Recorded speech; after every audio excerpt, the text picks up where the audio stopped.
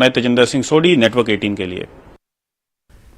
कांग्रेस की रुकनीत और ओहदों से गुलाम नबी आजाद के इस्तीफे पर जम्मू कश्मीर के कांग्रेस लीडरों का मिला जुला रद्दअमल सामने आ रहा है। आज जिस तरह से अचानक सुनने को मिला कि उसने प्राइमरी मेंबरशिप से इस्तीफा दिया, तो उससे साफ जाहिर होता है कि ये कोई एक दिन का फैसला नहीं है, ये कोई 8 दिन में उन्होंने, क्योंकि गुलाम नबी आजाद जैसा सियासतदान कोई अचानक फैसला नहीं ले सकता है। लगता है कि ये कहीं 2-3 साल से अंदर अंदर इसके तैयारियां हो रही थी। वो खाली कांग्रेस पार्टी में रहकर कांग्रेस पार्टी के लीडरों के हाथों से कुछ नुकसानात जम्मू कश्मीर में करना चाहते थे, ताकि बाद में कुछ बचा खुचे उसको मैं अपने तरीके से ले चलूंगा। वही चीज आज हुआ। मैं इसको अनफॉर्चुनेट कह सकता हूं, बदकिस्मती कह सकता हूं कि इतना बड़ा एस्टेब्लिश्ड लीडर इस तरह का फैसला ले। मेरे दिल में मलाल है इसका कि आजाद साहब ने किनारा कशी की कांग्रेस से। इसमें गुलाम नबी आजाद साहब की जात के लिए ज्यादा अफसोस है, क्योंकि उन्होंने कांग्रेस में बहुत अच्छा काम किया है और कांग्रेस पार्टी ने उनको ओहदे भी दिए हैं। ऐसा नहीं है कि ये एक तरफा ट्रैफिक था। आजाद साहब कई बार यूनियन मिनिस्टर हो गए, 5-6 बार या 4-5 बार वो पार्लियामेंट के मेंबर हो गए। तो आज क्या डिफिकल्टी है, वो जब 23 लोग अलहदा होकर सोच रहे थे, उनको उस वक्त भी मैंने मशवरा दिया था, please go to Sonia Gandhi and sort out things, it is possible. अलग पार्टी बनने का जो है ना, उसमें खतरा रहता है कहां तक ग्रो करेगी। कांग्रेस पार्टी तो बहुत बड़ी पार्टी है। कल को मैं कहूंगा मैं पार्टी बनूंगा तो छोटी सी बनेगी, और उसमें सहरा नवर्दी है। मुझे कुछ ये गुर पता है पॉलिटिक्स के। सहरा नवर्दी होता है बड़ा वीराना है, बड़ा रेगिस्तान है, और अब चले जा रहे हैं। देखिए, उन्होंने जो किया वो हिस्टोरिकल किया।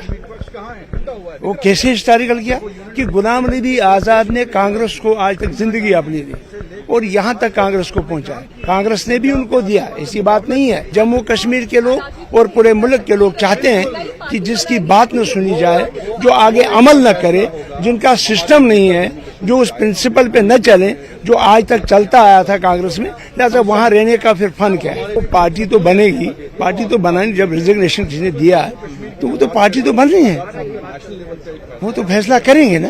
ये तो पहले बहुत ही दुखद खबर है हमारे लिए, क्योंकि आज़ाद साहब जो है वो बहुत ही हमारे महान लीडर है। उन्होंने कोई 40-45 साल कांग्रेस के साथ जुड़े हुए हैं। पहले यूथ कांग्रेस प्रेसिडेंट थे, फिर राजीव जी के साथ, फिर इंदिरा जी के साथ। ऐसे सीनियर लीडरों का इस तरह पार्टी से अलग हो जाना मैं समझता हूँ अच्छी बात नहीं है। मेरी तरफ से रिक्वेस्ट होगी आज़ाद साहब से कि वो मेहरबानी करके अभी एक दफा फिर सोचे। वर्कर तो सारा अपनी जगह खड़ा, आप देखो वर्कर तो हर जगह पे खड़ा है, कांग्रेस के साथ जुड़ा है, उस विचारधारा के साथ जुड़ा है। इस वक्त ऐसी चीज होनी दुर्भाग्यपूर्ण बात है, और कांग्रेस उम्मीद करती थी कि ये उनके साथ खड़े रहे। ये कई देर से ऐसा सिलसिला होना, क्या टिप्पणी उन लोगों ने की यहाँ पे, क्या उनके मन में है, ये मन की बात तो वही समझ सकते हैं। बेहतर होता कि सोनिया जी से बैठ के बात करते। हम तो ये गुजार करेंगे कि वो अपने इस फैसले पे पूर्ण विचार करें। वहीं बीजेपी ने कांग्रेस को अलविदा कहने पर गुलाम नबी आजाद की सताइश शुरू कर दी है। बीजेपी आजाद के इस्तीफा लेटर को बुनियाद बनाकर कांग्रेस पर जमकर हमले कर रही है। अपना खून पसीना लगाकर दशकों तक मेहनत करके न केवल जम्मू कश्मीर बल्कि पूरे भारत में कांग्रेस पार्टी को ऊंचाइयों तक पहुंचाने में अपना योगदान दिया। उन्हीं गुलाम नबी आजाद साहब को मजबूर किया गया कि वो त्याग पत्र दे।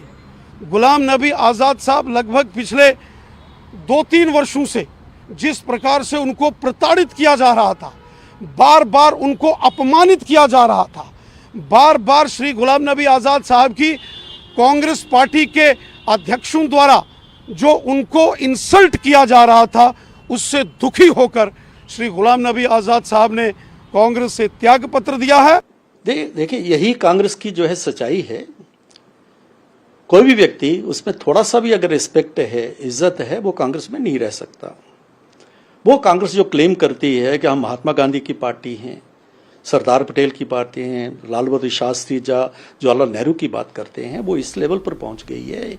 एक परिवार, और परिवार में भी एक व्यक्ति जिसकी कोई कैपेसिटी नहीं, तो ये कांग्रेस है। इस कांग्रेस में थोड़ा भी रिस्पेक्ट किसी व्यक्ति का होगा, नेता का, वो कभी वहां टिक नहीं सकता, और यही सच्चाई सामने आ रही है। National conference